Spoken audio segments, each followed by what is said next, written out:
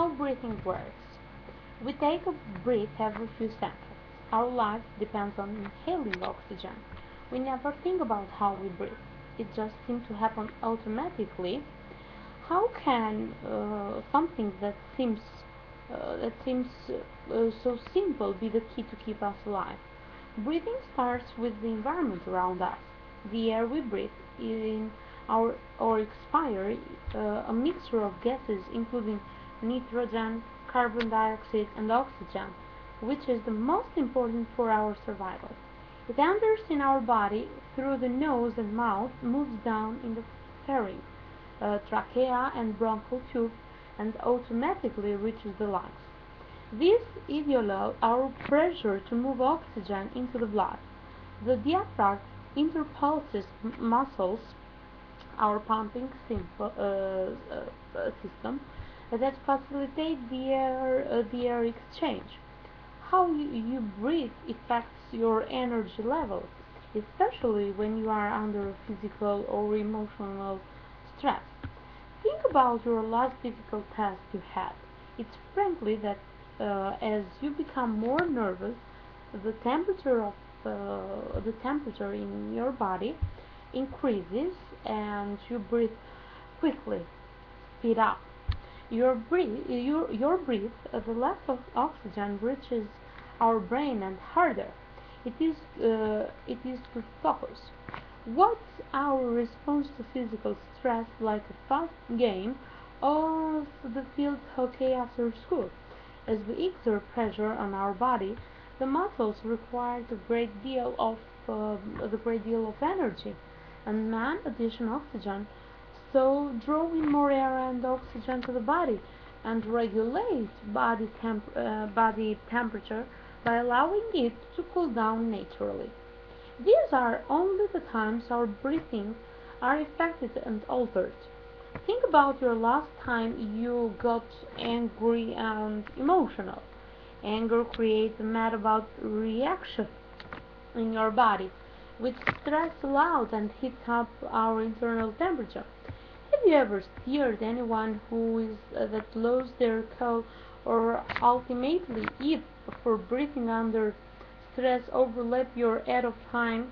There are consequences when the source of the body aren't getting the oxygen they need. The nutrients available to the body decrease and oxygen build up in the blood.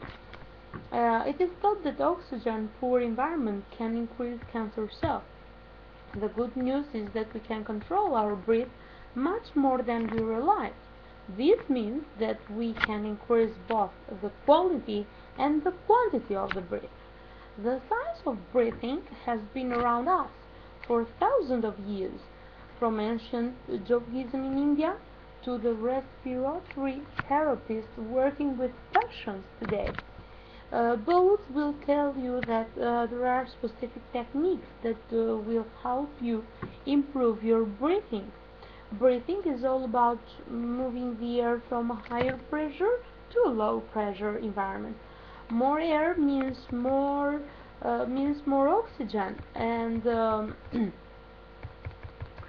so means more oxygen and uh, ultimately a greatest amount of nutrition available for our cells and blood. We naturally do this from in and out a bit side. Changing the air pressure going into lungs is one of the main ways to alter breathing. A body automatically does this when we cough, sneeze, or have a hiccup. Here is a simple experiment. For example, close your right nostril with your right thumb. Breathe in and out just in the left with the left nostril. Notice how much harder it is to get the breath in. You have to focus on your attention and use your diaphragm and muscles much more than normal. By decreasing the surface area of the airways, you are increasing the pressure of oxygen moving from void to the blood. Yoga is often practiced to alter the nostril breathing, increase oxygen, and activates the body parasympathetic nervous system, which deals with the body operation when it is at rest. Let's try another exercise. Visualize the way a dog pants when he breathes. Now try to do the same type of panting, first with your tongue and then with your mouth closed. You will find yourself using your stomach muscles to push your air out as you exhale. Press your hand under your nose, and you will feel the stroke of the breath coming out. Breathing this way is hard because it requires an active movement of diaphragm and our intercostal muscles. Our body temperature changes quickly during exercises from the amount of pressure we are exerting in our breath.